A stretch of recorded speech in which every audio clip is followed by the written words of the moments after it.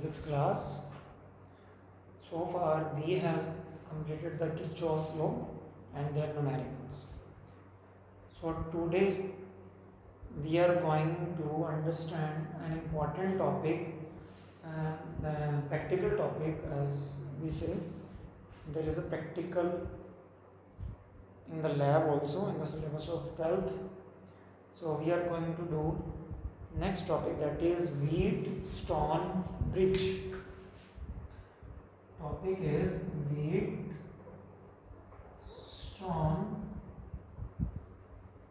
bridge. So what is Wheatstone bridge? What is its principle and theory, proof? What is its use? Let us discuss. First of all, what is Wheatstone bridge? Wheatstone bridge is an arrangement of four resistances. Four resistors हैं आपके पास, चार resistance होंगे. चार resistance का एक arrangement है ऐसा,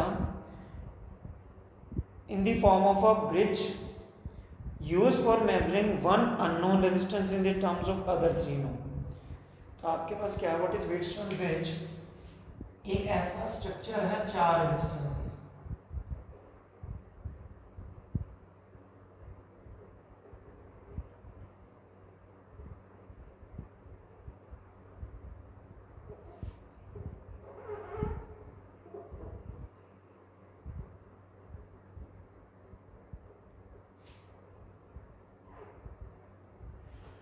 ऐसे चार रेजिस्टेंसेस हैं, name them as P Q R S.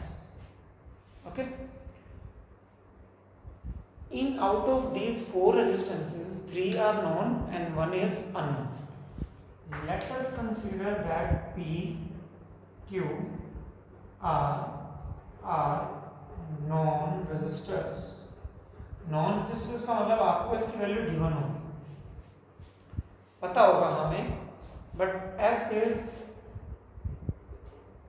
Unknown register. S is unknown register. S unknown है. P Q and R non registers. S is unknown registers. Okay, so we have to find the value of that unknown register using Wheatstone bridge. How can we calculate the value? Let us discuss. Construction, चार resistances हैं इसमें, तीन non होते हैं, एक unknown होता है. Now we have to connect a source of EMF. ये तीन नॉन है, एक बार मैं इसको रब कर रहा हूँ यहाँ से. And there is a battery also, cell और battery you can say, of EMF E, of EMF E, that is P Q R known, S is unknown. P Q R तो known है और S unknown resistor. Okay, battery हमारे पास एक है और battery का जो EMF है that is E. Point we have, this is A, B, C and this is D. B and D के बीच में एक गैल्वेनोमीटर लगा हुआ है विद अ की. यहाँ पे की भी है. This is a key, this is galvanometer. Galvanometer is the apparatus which is used to detect the current in a circuit. कि एक सर्किट में करंट है या नहीं है, सिर्फ उसका पता लगाने के लिए, मेजर करने के लिए नहीं, सिर्फ पता लगाने के लिए कि करंट है या नहीं. मेजर करने के लिए तो एमीटर होता है, करंट कितना है, करंट है या नहीं, उसका पता लगाने के लिए हमारे पास गैल्वेनोमीटर होता है. तो गैल्वेनोमीटर आपने बी और डी पॉइंट के बीच में कनेक्ट किया हुआ है. अब प्रिंसिपल क्या है इसका, क्या किस बेस पर ये वर्क करता है? कहता है व्हेन की के इज क्लोज्ड.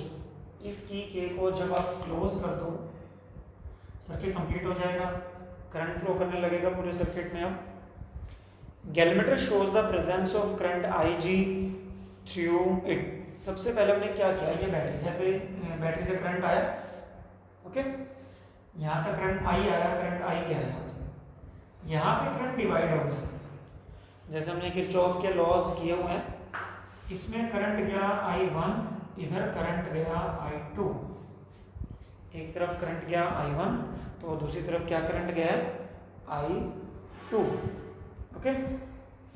या फिर आप ऐसा कर लो, इधर I1 है तो इधर I1 ले लो आप, इधर I माइनस I1 चला जाएगा, इधर तो चला गया I1, इधर आ गया I minus I1, total I है, I1 ऊपर चला गया तो I माइनस I1 इधर ही आएगा, तो यहाँ I1 पहुंचेगा P में से होता हुआ, यहाँ पे करंट फिर होगा, दो पाथ हो गए, दो पाथ में करंट डिवाइड होगा, सो करंट विल बी, इधर करंट गया IG क्या है, करंट थ्रू गैल्वेनोमीटर, जो IG हम ले रहे हैं, what is IG, that is current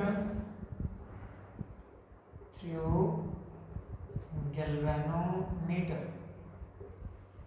current through galvanometer is IG, galvanometer के थ्रू जो करंट जा रहा है दैट इज IG, तो इधर कितना जाएगा, टोटल करंट इधर I1 आ रहा था, I इधर गया तो इधर क्या बचेगा I1 माइनस IG, करंट उधर कितना गया I1 माइनस IG, यहाँ पे करंट पहुंचा I1 minus IG,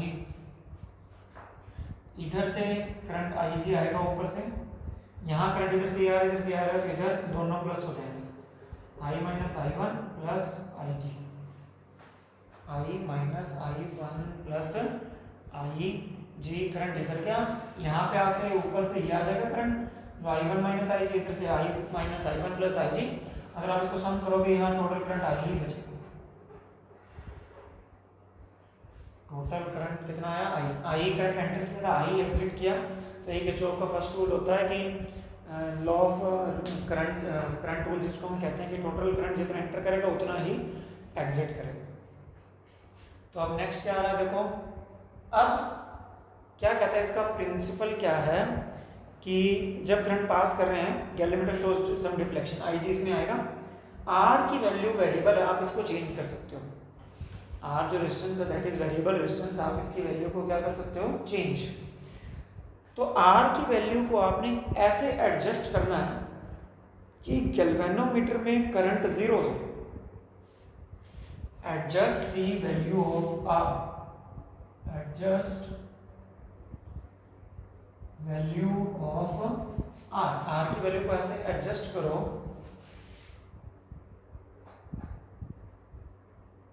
so that IG equals 0, कि गैल्वेनोमीटर में करंट ना आ जाए, रेजिस्टेंस बढ़ाओगे तो करंट कम ही होगा, ऑब्वियस बात है, तो R की कुछ ऐसी वैल्यूज ले लो, वैल्यूज में एडजस्ट कर लो कि गैल्वेनोमीटर में कोई करंट ना जाए, गैल्वेनोमीटर में करंट कितना हो जाए 0, तो जब गैल्वेनोमीटर में करंट 0 होगा then bridge is said to be balanced, तो जो ये ब्रिज है वो क्या माना जाता है, बैलेंस, तो उस टाइम पे कंडीशन होगी कि P/Q, ये अपर वाले दोनों रेजिस्टेंस का ratio by is equal to R/S, मतलब अपर दोनों का रेजिस्टेंस का रेशियो और लोअर दोनों का रेजिस्टेंस का रेशियो इक्वल होगा।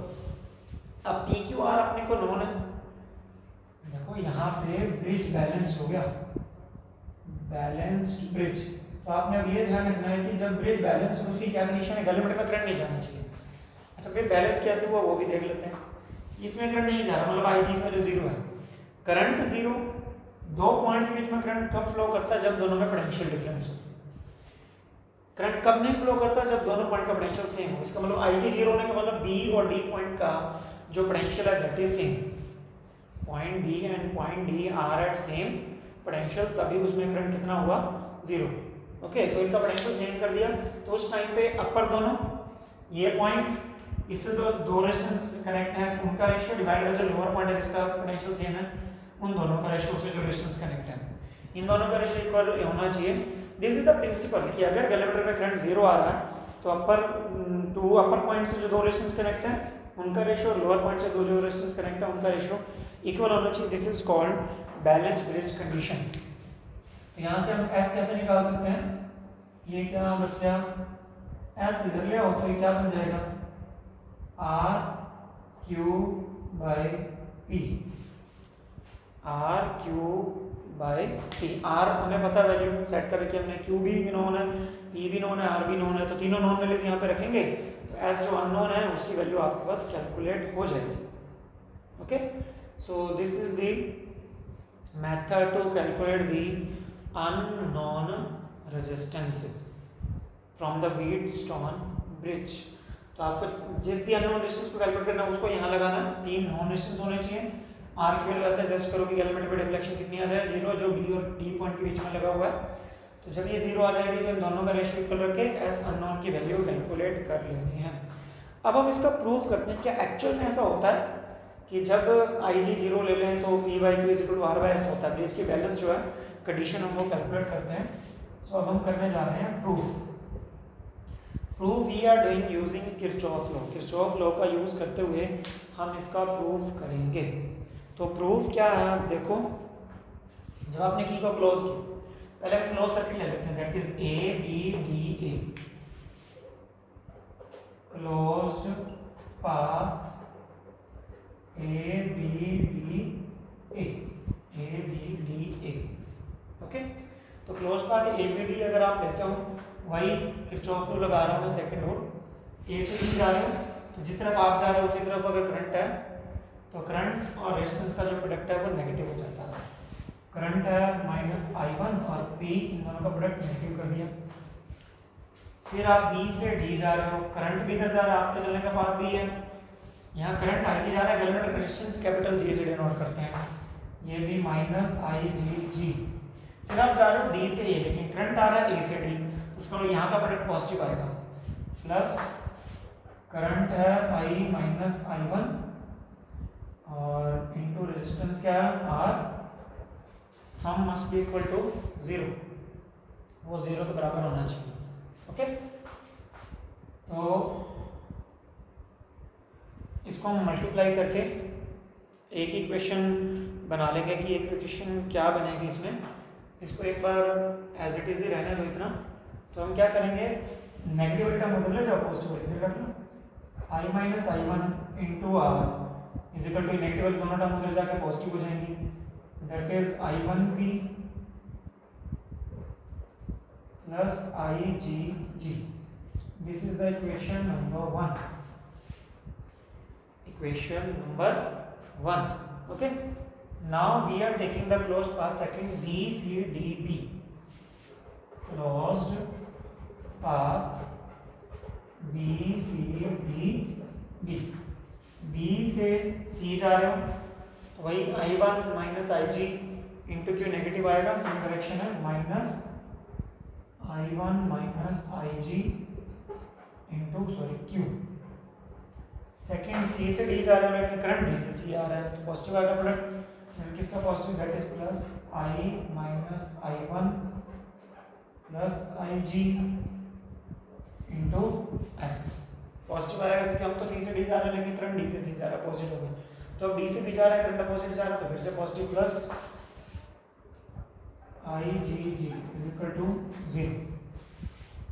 ओके, तो अब वही एक टर्म उधर रख लो, अदरवाइज एज इट इज इसको हम छोड़ भी सकते हैं, ये टर्म इधर रख लो, बाकी उधर जाने का।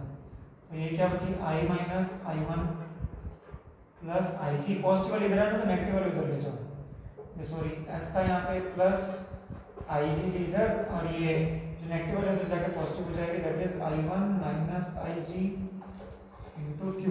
This is the equation number 2। अब हमने ये चेक करना है, ये कंडीशन कब आती है, P by Q is equal to R by S, जब IG हमने 0 माना है। तो यहाँ भी अगर IG हम 0 मानते हैं तो ये कंडीशन आती है या नहीं, देखते हैं। Now let IG is equal to 0, इसका मतलब गैल्वेमीटर में करंट 0 है मान लो। अगर गैल्वेमीटर में करंट 0 है, IG 0, तो दोनों में पुट करके देख लो, फ्रॉम 1। फर्स्ट इक्वेशन में क्या हुआ, ये तो इधर पे ये बचेगा I minus I1 into R, IG 0 that is I1P। IG 0 हो गया, वो खत्म ही हो गया, 0 इंटू G 0 आ जाएगा, फ्रॉम टू यहाँ 0 पुट हो गया, ये तो क्या बचा I minus I1 into S, ये 0 हो गया, उधर I1Q बचा। Okay, Now dividing, this is the equation number 3, this is the equation number 4. Dividing 3 by 4, 3 को अगर हम 4 से डिवाइड कर दें तो i1 से i1 cancel, i minus i1 से i माइनस i1 कैंसिल, तो क्या बच गया r by s is equal to p by q। इसका मतलब प्रूव हो गया कि जब ig 0 होता है, ये इक्वेशन तो हमारी सर्किट से बनी है ना, तो सर्किट में जब हमने ig 0 रख के देखा तो इट मींस कंडीशन आ रही है p by q is equal to r by s। इसका मतलब जब गैल्वेमीटर में करंट 0 होता है then bridge is balanced, and bridge balance की जो कंडीशन होती है that is p by q is equal to r by s। p q और r नोन होंगे और s जो होगा वो एक अननोन डिस्टेंस है, जिससे हम अननोन डिस्टेंस की जो वैल्यू है वो हम कैलकुलेट कर सकते हैं। Okay, so this was the today's topic, that is Wheatstone bridge. Prepare notes of this topic on your notebook and send the pics to my personal WhatsApp wall. So till then, thanks and have a nice day.